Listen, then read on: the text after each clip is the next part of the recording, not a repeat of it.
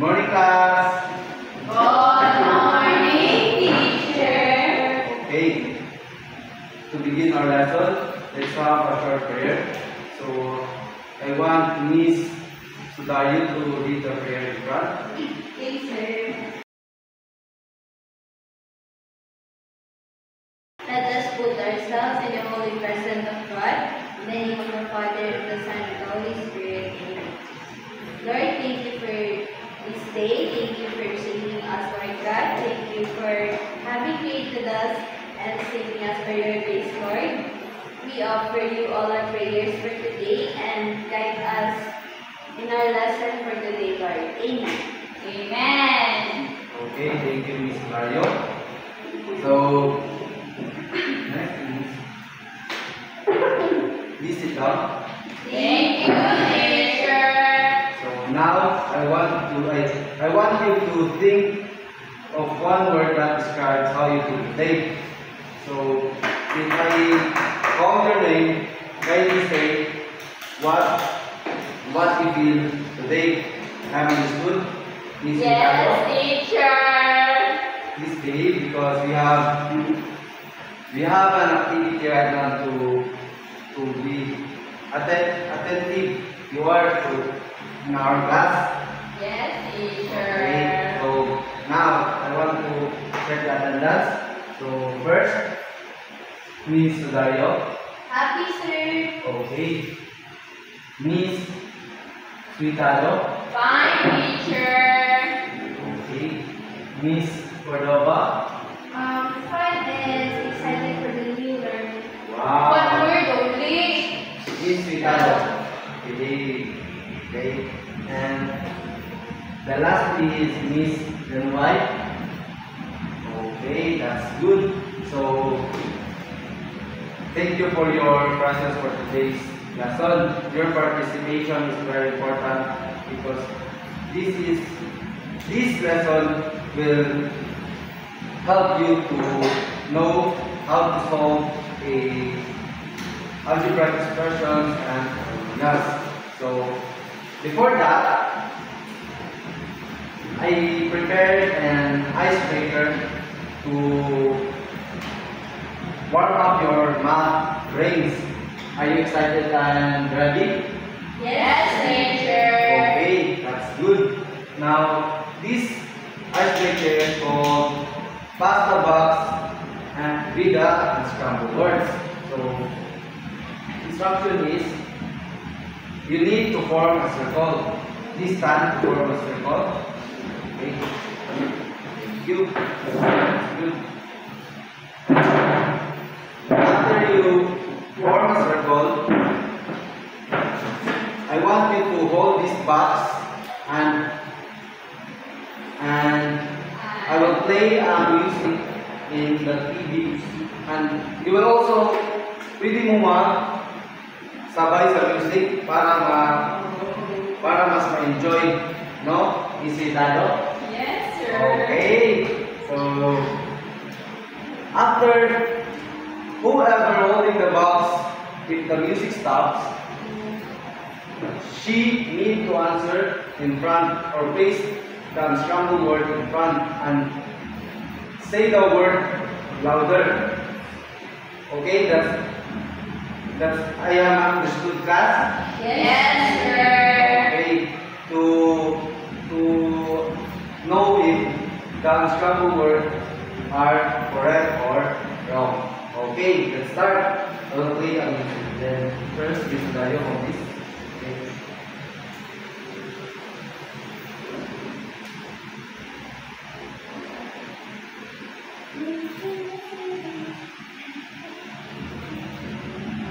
Are you ready?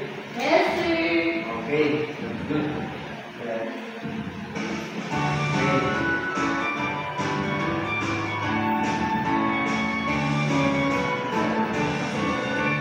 Making loud,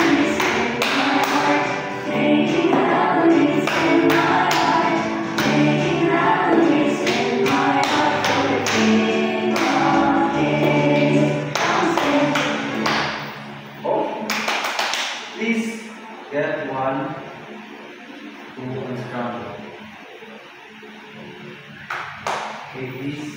Can we sit down? I want to finish this activity, then we will Okay. sit down, Miss Ricardo. It's alright? Yes, sir. Okay. Let's focus on that.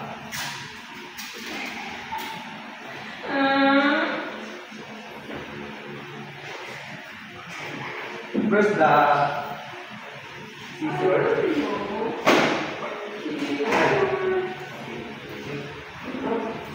Kindly focus on anything of the word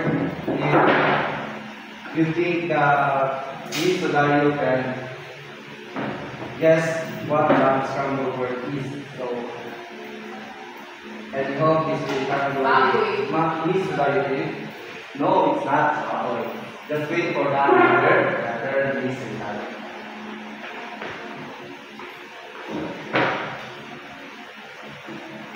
Please stand, Miss Ricardo. Can you do it faster?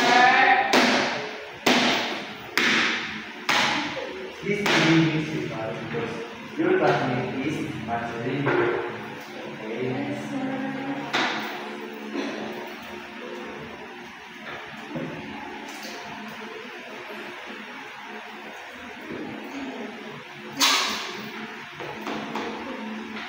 No, we cannot sit down. Yes.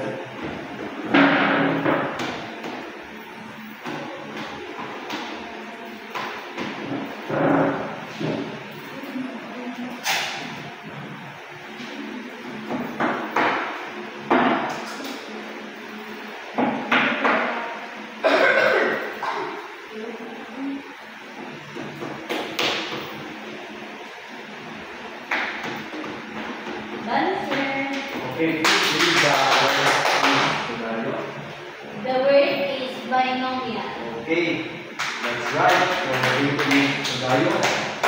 Now let's continue our activity for our icebreaker. Please go back to Miss Cordova. Making melodies in my heart, making melodies in my heart, making melodies in my heart. Okay, Miss Ganoy, can you get one to unscramble in the front? Okay, you do one.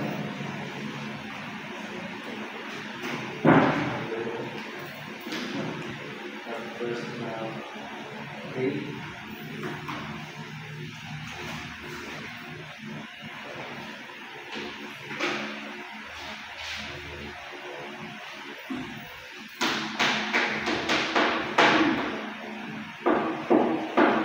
So I think we are allocating much of time for our icebreaker. So I guess we need to use your whiteboard to have a faster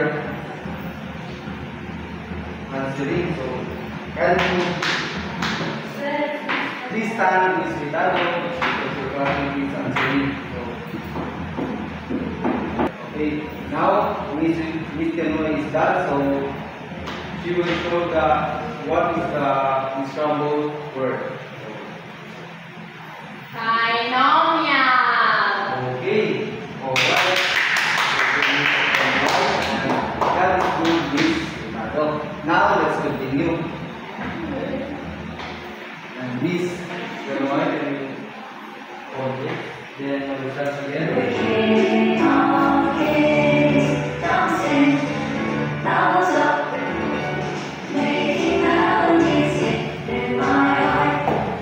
Oh, Miss Ricardo, can you get one? I think Miss Ricardo is very confident.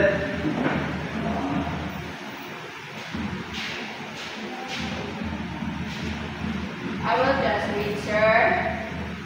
Or I will face it. You will write it on the board. Okay.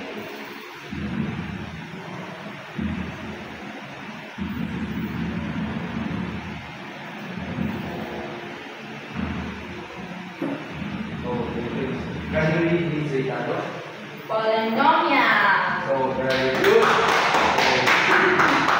And I am correct that Miss Ricardo is very confident to answer the unscrambled words. So, I think that's for our icebreaker. So, can you see? Thank you, sir. Okay. You did the answer. Miss Ricardo. Okay. So, now,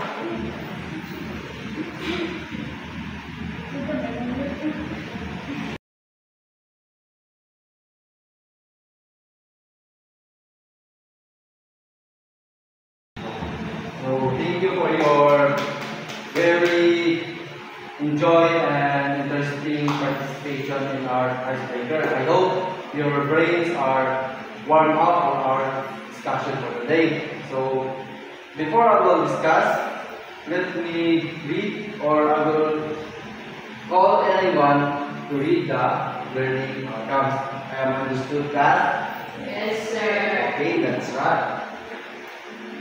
So now, the learning outcomes. By the end of the lesson, the student will be able to first bring the Miss Cordova and read the first learning outcomes of our lessons. So by the end of the lesson, the student will be able to define monomials, binomials, trinomials, and polynomials. Okay, that's right. And the second, well, please behave because this lesson is very important. Alright? Okay. Yes, sir. Then I think Miss Ricardo wants to read the second learning outcome. So please read. Compare the difference of monomial, binomial, trinomial, and polynomial. Wow, very good. Good answers. Okay. So for the last learning outcomes, You read. I am the one to read these learning outcomes. Miss Ricardo. Sir. Okay. So third is accurately perform step-by-step algebraic operations on the board or eliminating exercises showing neat and organized solutions. So I hope the learning outcomes is very clear to this class. So nothing else. Our lesson for today is about algebraic expressions. So kindly listen carefully because this is very important, not just in our school but in our daily lives. So what is algebraic expression? It's a mathematical phrase that contains numbers, variables, and equations. So who wants to have it? Who has the idea of algebraic expressions? Anyone? Okay, please, Cordova, you have the. An algebraic expression, as it stated in the PPT, is a mathematical phrase that contains numbers, variables, and operations. So, polynomials is one of the kind of algebraic expressions, like polynomials, like trinomials, monomials, and binomials. Okay, that's right. But how do we identify what is the numbers, variables, and operations of an algebraic expression? For example, 2x plus 1. So basically, the numbers here are the 2 and 1. But the 2 has a corresponding term. So, okay, next. So, this is the corresponding term. So, the number 2 here is the coefficient. So, what is coefficient? It's a fixed value in an expression. So, kaya siya matawagin o coefficient na siya'y variable na kauban. Or if kaning variable is mag-abay sila, it's 50 kuan sa kuha ang x is multiply lang sa 2. So that is the equation. So next is the variables. So variables are letters that represent unknown values. So any kind of letters pwede natin i-use to be the variables of the unknown values. But ako magkabantayan is very common gamit ng x because nakakaroon na muna siya ng x. Very dali na dito siya i-identify, dali na siya pagkitahan mo, hindi ka maghibog. Kamot ka sa inyuwa. So mangita kita kana very common nga letters para dali ka masabtan ng isa ka algebraic expression. Yes, please and why. So this is series. Well, don't do that because I'm bored. no. Wait for our activity. You will enjoy it. But for now, you just behave because Miss Kanoy wants to know what she learned for our discussion. I have understood this, Nando. Yes, sir. Yes. Can the variable be represented by z? Alright, so as I said earlier, we can use any letters to be the unknown values. But we use x because the x is very common para dili ka maglibo pag mag-identify sa algebraic expressions. So next, the third one is terms are the parts of expression separated by plus or minus sign. So here we have the first term here and the second term here because what do you see in the TV? It is separated by plus. Okay, that's right. Good job, Miss Citado. Because it has plus sign, we can identify that these are the first term and the second term. So the last one are constants, are fixed numbers. So constant is nada.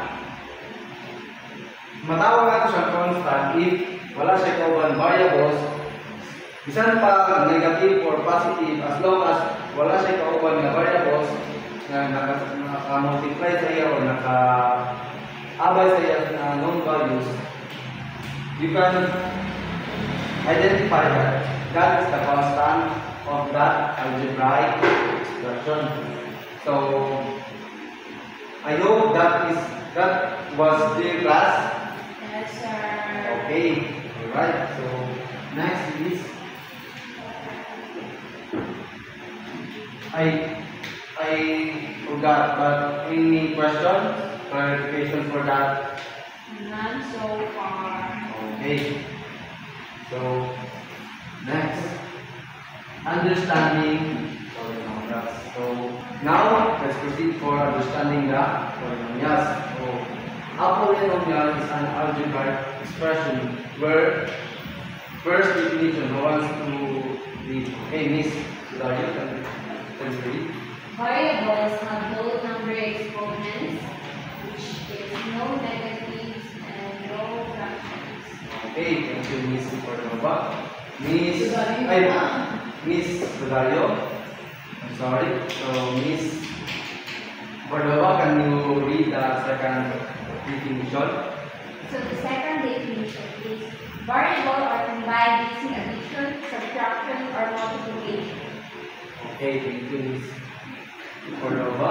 So, example of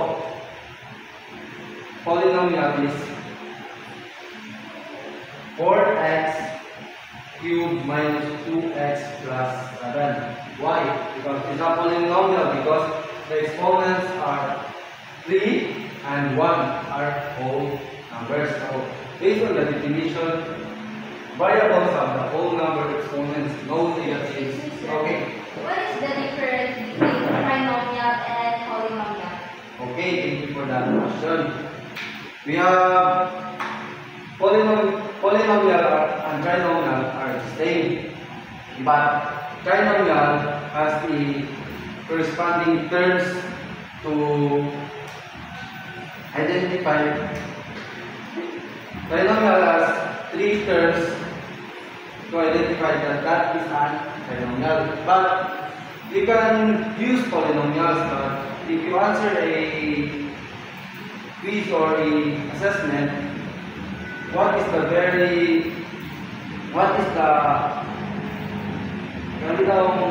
doon sa accurate nga answer mo to a correct answer.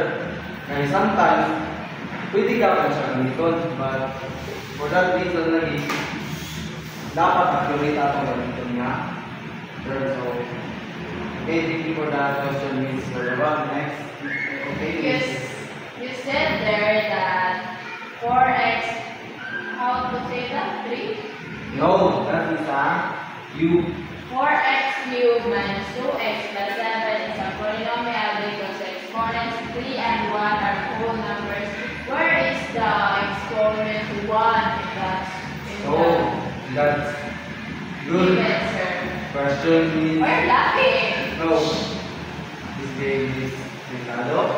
So, as you can see here, There's no 1. yes, that's exactly 4x cubed minus 2x, because every unknown values or letters can be used not to represent a variables na siya corresponding 1 exponent.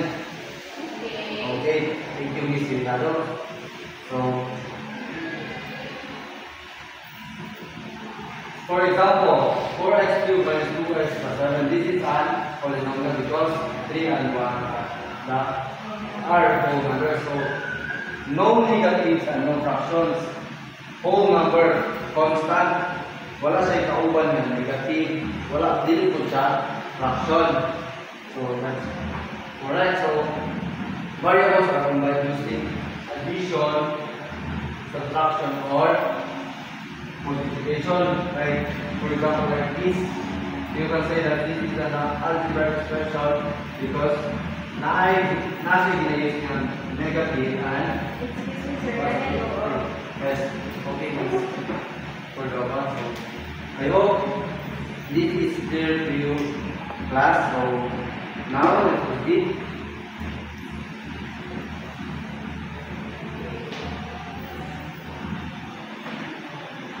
Now, this is the types of polynomials.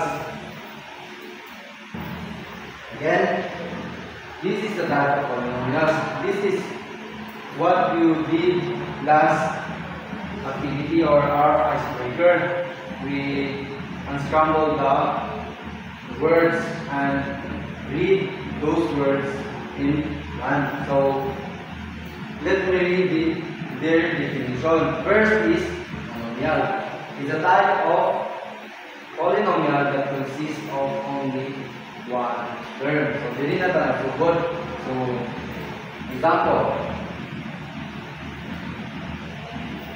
example of polynomial is 3x 25y squared or negative 7. Ano makainuman tayo ng polynomial? Like what I said, kaya natin ma-identify kana siya if first term, another term, if magbulag lang, if na addition o subtraction. But dili is yan ang kauban nila coefficient o variables. So kaya natin ma-identify lang kung monomial ba siya if ang nag-ubal lang sa coefficient and the unknown values. So, but you will also identify one lang, constant lang siya. As long as wala siya na separate by addition and subtraction. second type of polynomial is the binomial. So, who has the idea of what is binomial? Based on your own understanding. So, Miss Cordova. In my own understanding, sir, a binomial is a variable that's separated or two terms. Okay, that's correct, Miss Cordova. Thank you for your answer. From the definition, binomial is a polynomial made up of two terms. Hindi na natin ma-use ito pag mag-separate ang duha ka terms. From the word bi, the bi is duha. So, dali na natin ma-identify. But dili ka mag-base anak ay to identify whether it is binomial. To identify whether it is a binomial, you need to identify if it has a subtraction, minus sign or plus sign. That is, pwede ka ito atong basihan para ma-identify whether it is a binomial or monomial. So, next. So, for the third one, trinomial. Okay. For the third one, types of polynomial is a trinomial. It's a polynomial that contains three terms. So, dali na sa ma-identify if kabalo lang ka sa variables, operation, and constant numbers. Dali na din sa ma-identify. Imo tong imanan niya, kaya para ma-identify ang isang term na ay constant or variables. Then, to identify po if it is type of polynomial, you need to identify if na ba siya minus sign o plus sign. So, kung binomial, imong kung imo dapat dimanan, isa ra gyud ka sign ang naka-separate sa ilaha. So, for the trinomial code, dapat duha na code. Like for example, 2x squared plus 4x minus 1. So, kung ano niya, sakto ba niya siya trinomial class? Yes, sir. Okay, alright. And second example is 3x squared minus 3x plus 1 is another example of trinomial. So now, for the last one. Nakakapagpapatanan ni Miss Cordova before. Okay. What is the difference between polynomial and trinomial? Basically lagi, polynomial is polynomial gapon, but you need to answer its accurate na term good. So, polynomial is 4 or more terms. We usually just call it a polynomial. Okay, Miss Cordova, you have a question? It is possible to put exponent with a constant. Okay, that's a good question, Miss Cordova. Yung pagkakali, pwede ba na ay exponent ang constant? Basically, constant is no exponent. So, if na siya exponent, hindi na siya matawag na constant. So, always remember na yung constant is a whole number. Wala din na siya ikaw. Miss Ricardo? I have a question, sir. Okay, Miss Ricardo. You said that a term can only be separated by plus and minus. What if it is separated by multiplication? Is it called term or not? Okay, for your question, Miss Ricardo, kung Dili siya separate. Isa siya Oh. nasa kumain sa multiplication. Okay, thank you for your question, Ms. Ricardo. So, atong i-kuha ang example ni Ms. Ricardo sa board para mas ma-visualize na ako karoon. Okay, so for example, 5x squared times 2.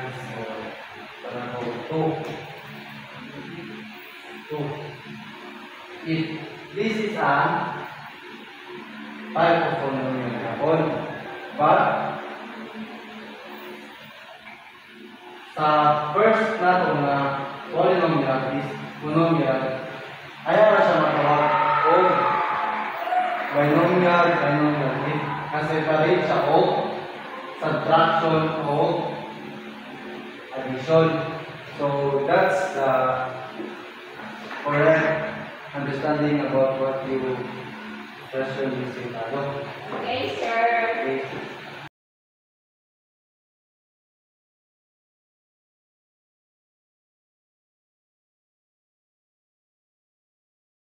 So 2x cubed plus x squared plus x plus 5 is an example of polynomials. More okay, this one. Okay, this one. So for the polynomial, this is the last type of polynomials. There is last fourth term. So just like binomial and trinomial. Okay, Mr. Dova. Sir, if we have infinite terms, can we call it polynomial? That's a good question. Yes, you can call it as an polynomial because because of the definition of polynomial, for 4 or more terms will be called as polynomial. Okay. So next, we are at the classification by degree. Degree is the highest exponent of the variable in polynomial.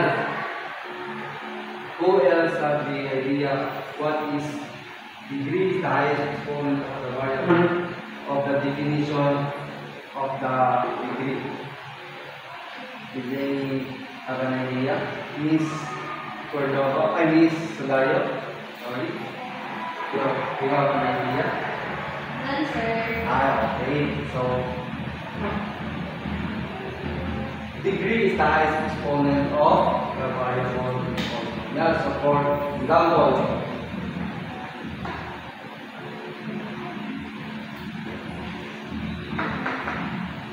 x. So what are the degree of this? What are the degree of this algebraic expression? 2 and 1. No. 2. Okay. 2 is the degree of this algebraic expression. Why? Because the definition says that degree is the highest exponent of the variable in the polynomial. So if we have a constant 9, what is the degree of the constant? 0. Alright. The degree name is a constant, linear, quadratic, cubic, and quartic. So, what is the meaning? So, ang constant is nasa degree nga, like what Ms. Vitalo said? 0. Okay, that's right. And the linear is has a degree of 1. So, for the quadratic, it has 2 degrees. So, for the cubic, degree of 3. And for the last one, quartic is degree of 4. This is the example of constant 7. So if it is constant, the degree will be 0. For the linear, if 3x plus 2, the highest exponent of the variable. So, ang degree man sa 2 is 0. So, definitely, ang x is na ay 1. So, atong degree is 1 or its degree name linear. So, for this example, x squared plus 3x plus 1. So, same like hapon sa ato, but nadugaran na puro isa ka term, then na ay exponent ng 2. So, ato identity, okay? Please, I'm listening, sir, that x it has 1 degree. okay, but just the game is because your classmate is listening carefully. Okay, that's clear, Miss Ricardo? Miss Ricardo? Yes, sir. Okay, so for the quadratic, the degree of this 3 term is what? Alright, so degree of 2 and its degree is quadratic. For the cubic naman, x cubed minus x plus 1. So, you just identify kung saan pinakadakong na exponents ana nga spread algebraic, kaya nga polynomial. So, 3 ang pinakadakong. So, ang imong degree ana is cubic. So, for the last one is quartic. So, x to the power 4 plus x cubed minus 2. So, the degree name is quartic because it has a 4 exponent of 4. So, now, let's proceed. So, this is an example of how to solve and polynomials in addition. So, addition operation. So, I will just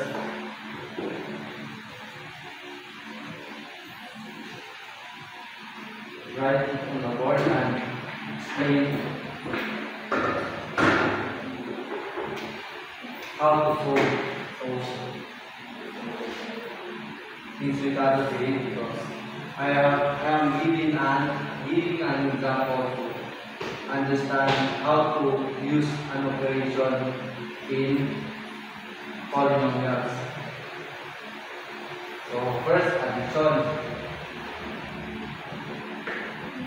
4x X squared plus 4x plus 1 plus 4x plus 20.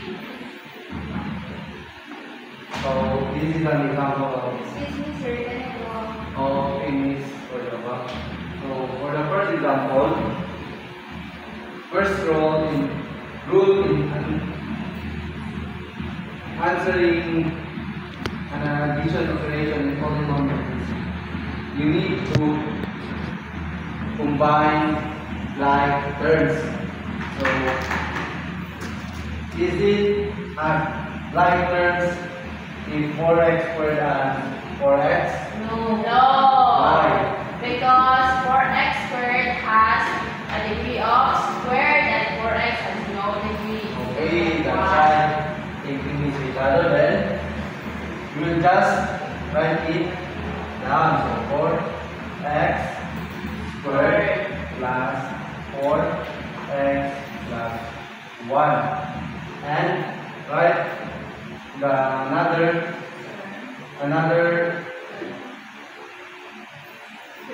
another step to below 4x squared plus 4x plus 1. So 4x plus 20. 8. So, right addition of the now let us solve. So who wants to answer the example? And to answer the example at the front. So Miss Cordova. Okay.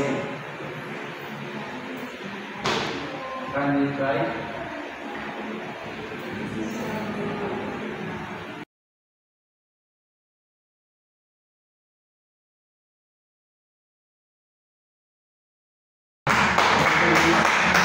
Cordova for your answer. But your answer is correct, but you need to write it down below of Yay! the number 2. So to understand easily. So Miss Cordova is correct, but you need to properly arrange what is the answer. So letter 4x squared plus 8 x plus 21. So this is the answer. So what is called of this polynomial? Okay, very good, Miss. So for the next example, I want Miss Ganua to answer in front, but I will just copy the example. Okay, Miss Ganua, can you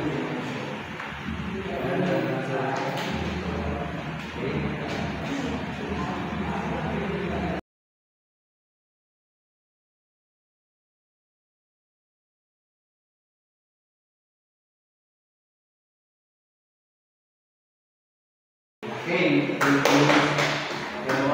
will just explain because there are some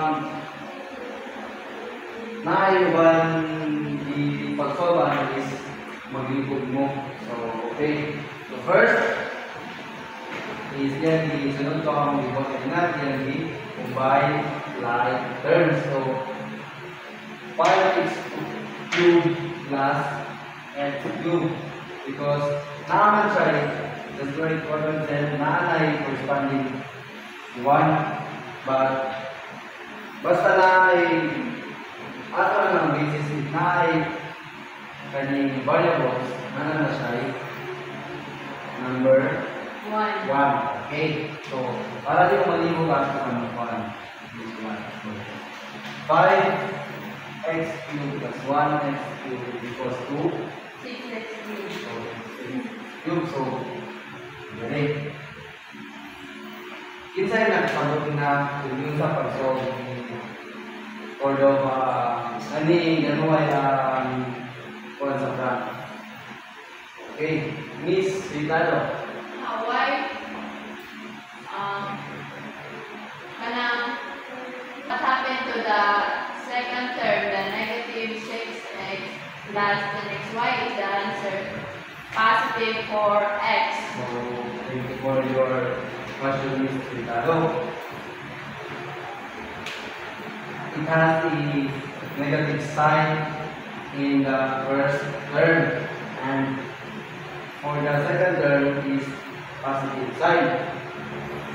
Always remember that integers, diba, na encounter na namin mo first grade sa mo. So, please remember the very basics was mathematics. Like, isang pang basics to, if one yung manuntalan na, mo na yung manuntalan na marong mo, consider it. Sumpay-sumpay lang, kuhan sa so, diba sa integers is, if you add negative and positive, kung sa may basis na ito para makalimutan na ito mabagong na side. Kung sa ba? Iniwan? Raise your hand. Okay. It's correct. It's correct. Kung sa ang bigger value, kung sa'yo bigger value sa coefficient is moto ang matong nga sine. So, pwede ka. So, okay. So, for your question, please say tayo. So the answer will be for x. We will subtract because it has different sign, and the bigger coefficient we will use its corresponding sign. So it becomes plus or x. Don't forget the sign. Also here. So for just like for the second term, 10 positive 10 minus 9 is equals to positive 1 because bigger number or constant. Mo akong use na sign. Okay, that's all for the addition. Now, let's proceed for the subtraction. So, kanina operation is nasa a little bit na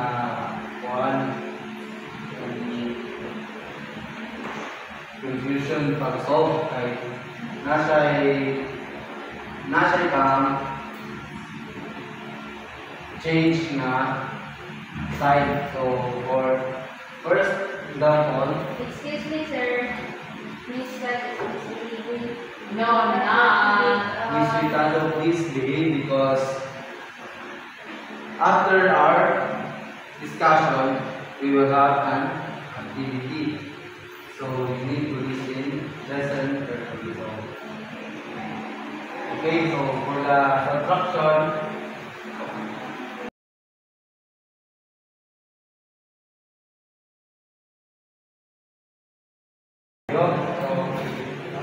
in subtraction, the root here, you need to change first the sign of the second set. So, pag mag-change ka sa second set na sign, you need to change also the operation. So, negative becomes okay. So, ngayon kita, positive, then positive 3x is Negative. okay. Negative 3x and negative 2x squared. Okay. Then positive 2x to the power 4. So now, after we change the signs, ang tatapos niya ba combine like terms or arrange from highest exponent to the lowest. Constant. Is The it- constant. Okay, that's also correct. So, we will arrange this. So, the bigger exponent here, or what is this called? What is the degree of this set? So 4, because degree is the highest exponent of the set. Okay. So 2. So atong ibutan is 2x to the power 4. So unsa isunod? Ito isunod. Nandi sa atong ibutan. So plus isa pa rin. Ato lang i-explain na ito. So the last one is negative 3. So copy lang natin sila. So first step, we'll just copy this. So ato gapon siya arrange to highest exponent to lowest. So, ang una is X cube. x cube. So, diba? Ayaw naman natin siya mag-solve with Like term. like terms. So, lahi man ang exponent natin 2. So, ato hindi tutang dito sa mga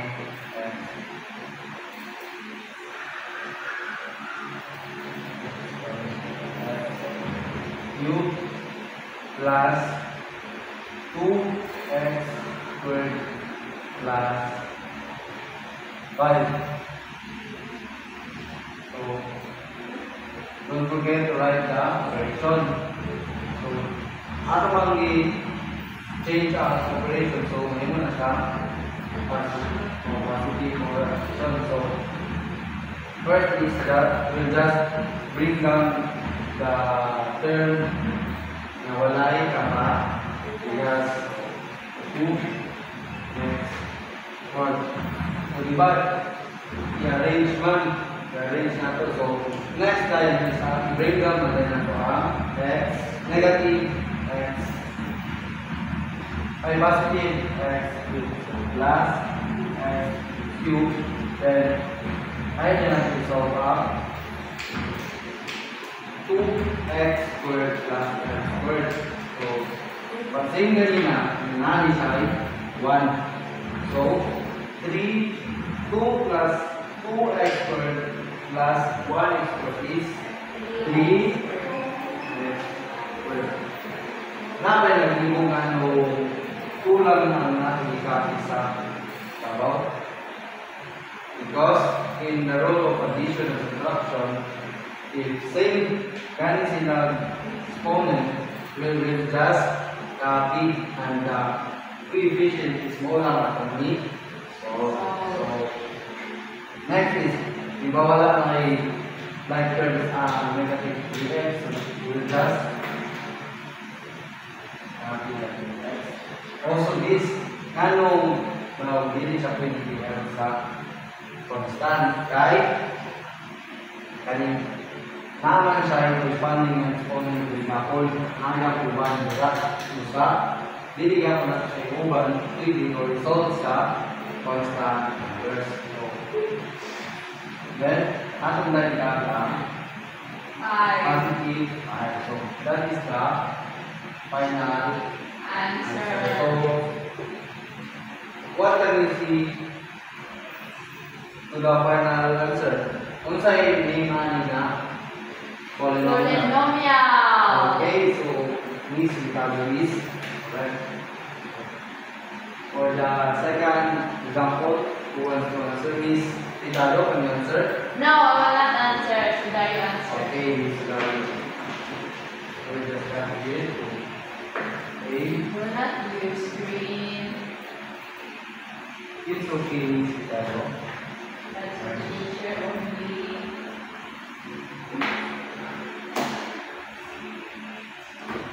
Plus 2a plus so sorry.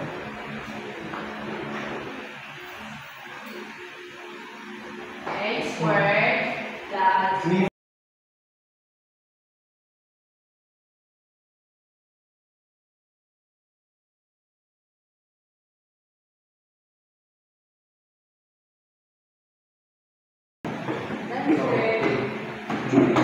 Why do you do that so much, sir?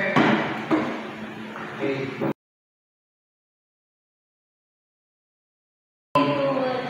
Okay, let's just prove if it is right or wrong the solving process of this scenario. So that's what I have said earlier. We need to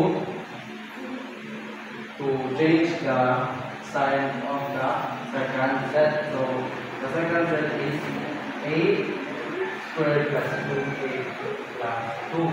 So for the process of Miss Ricardo, yan ay Miss Ricardo is yan ay change.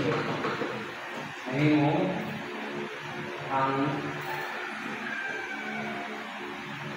Nalimtan niya o change ang kaning operation. So, iya lang i-change is kanilang kanan ang set. Just as what I have said, remember always ang operation. Need ka po siya o need ko natin siya i-close parentheses para ma-identify it is the first set and the second set. So, ayan nila ito po nito operation para madali na ito solve. So, akong iban at we will just copy this 8 plus 4 plus 8 so plus sign money yan ang iban. So, negative 8 will combine by terms minus 2 8 and plus 1 is minus 2 so this the final answer of this scenario is this. So we will prove this is right or wrong. So kung mag-solve ka, mag-start ka sa lyric.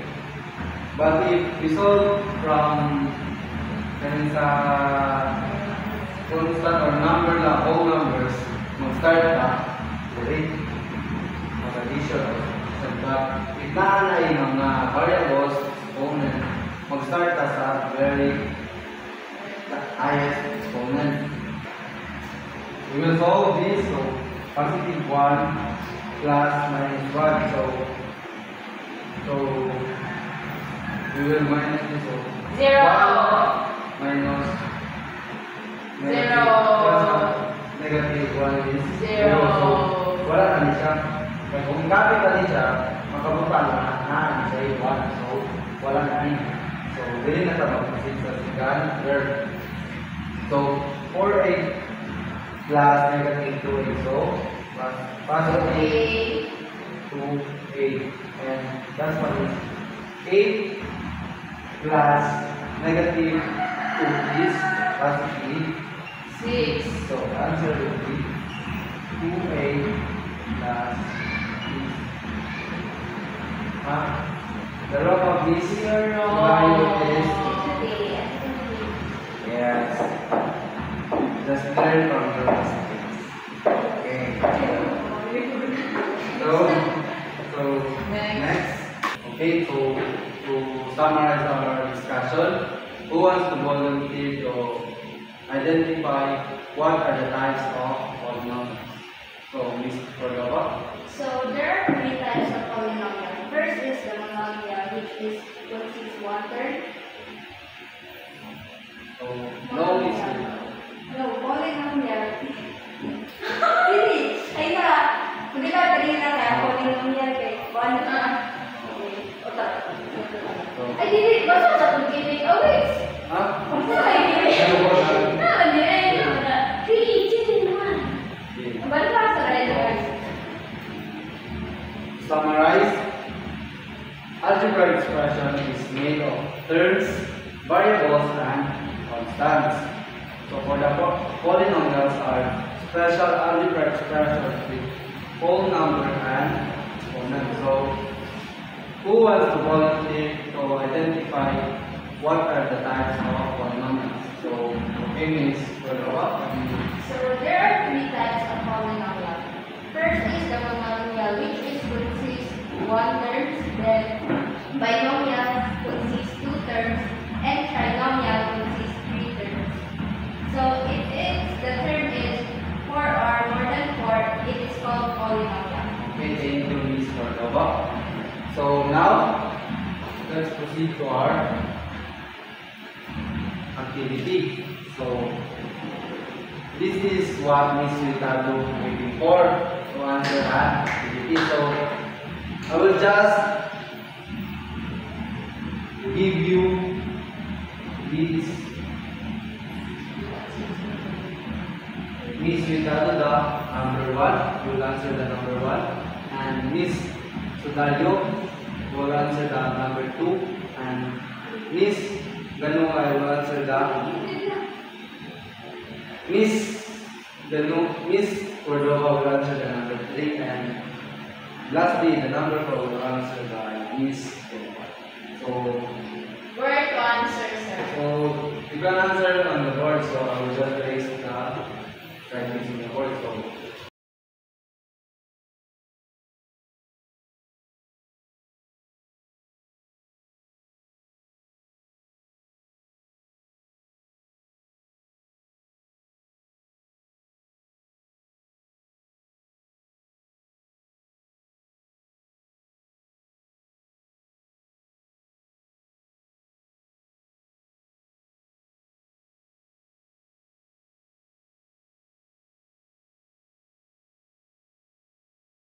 then we will check if your answer are correct. So, for the first is x, 8x plus 12x is equals to x. So, this is very easy. So, 12x plus 8 is equals to x. 8 plus 2. 20. No, 8 plus 2. 10. So, here 1. So, 1 plus 2 equals to. So, it is correct. Means result is 1 plus 8. So, for number 2, let's just use that and that, or and that. So, we will solve this first. So, negative 7a squared plus 3a squared equals to negative 4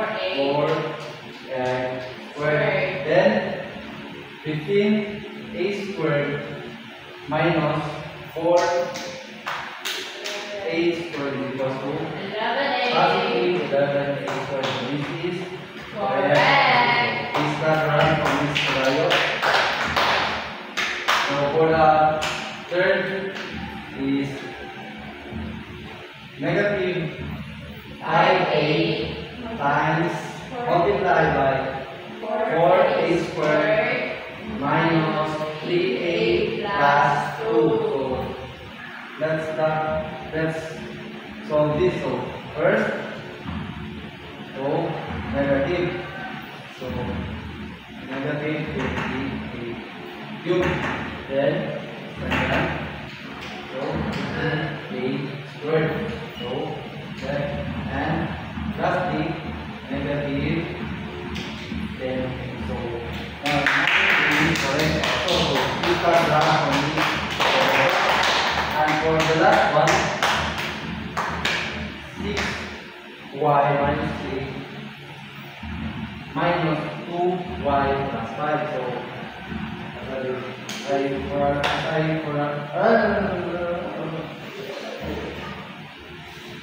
so to solve it, we'll just change the sign of the operation, and also for the second set. So negative 2y negative, then the second 5. So 8 is the total. 6y plus negative 2y is 4y. okay. Then 3 negative 3 plus negative 5 is equals to Negative 8. okay. So this is correct. So all right. I guess you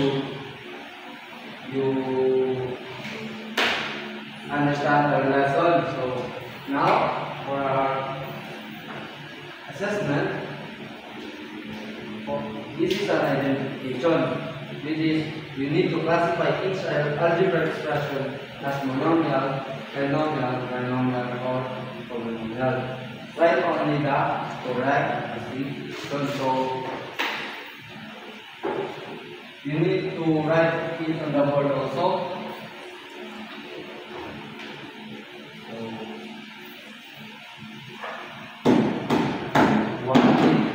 One will be answered by Miss Ricardo, and number 2 is Miss Dario, 3 is Miss Cordova, and number 4 is Miss Noy, and yours probably will answer the number 5. So 1, 2, 3, 4, 5. So, please dapat ang answer down number 1. Also, can you please stand?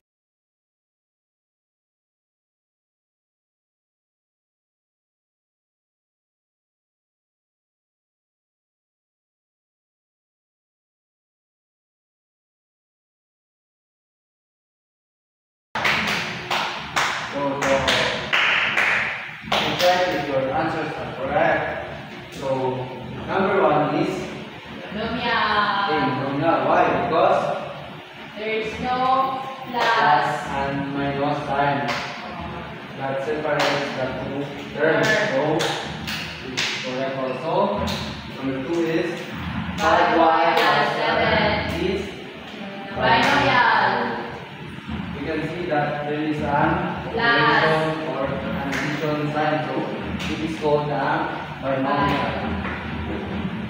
So for number 3, we will just count how many terms does number 3 has. So 1, 2, 3, or simply identify how many operations the polynomial There's no has. chatting, sir. No, we are just discussing about the answer of Miss. You know about Miss. How can they discuss it? The one is new. No. Yes, Miss can go ahead. You have hearing aid. Okay. Miss can go ahead and use the title is A because I will continue answering. So number 3 is trinomial because it has 2 operations. Number 4. You just count 1, 2, 3, and 4. So basically it is a polynomial. It's check also. So number 5, negative 12. It is a constant number. So it is one term. So it is a monomial. So all of you are correct. So please clap your hands. So now let's proceed. I guess that is for our activity because we have a limited time, so that I will give you an assignment to answer your house so that next week. Right. So in 1/4 sheet of paper and pass it on next meeting. So understand class? Yes, sir. So I guess that's all for today and thank you. Goodbye class. Goodbye.